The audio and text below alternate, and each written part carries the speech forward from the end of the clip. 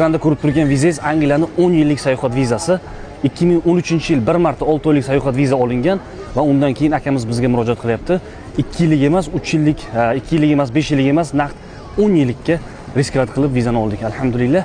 Bunaqa narsalarni reklama qilish kerak deb o'ylayman, chunki men bilgan odamlar ko'pdan ko'p holatda 6 oylik olib, ketma-ket yana 6 oylik topshirib viza olaveradi. Bunaqa qilish kerak emas, chunki hujjatga vaqt ketadi, pul qo'yish kerak, xizmati ham qimmat bo'lib ketadi. Lutchi bir marta 6 oylik olib, keyinchalik 2 yillik yoki 5 yillik yoki 10 yillik qilsa bo'ladi, faqat keysga qarab.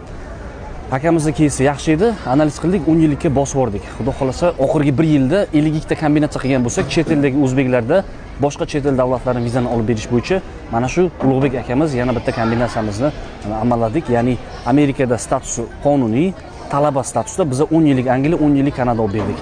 Xudo xohlasa, boshqa videolarimizda biz boshqa kombinatsiyalarimizni chiqarib beramiz. Ya'ni Schengendan turib Angliya olish yoki Angliyadan turib Avstraliya olish. Mana shunaqa kombinatsiyamiz 52 ta bo'lgan.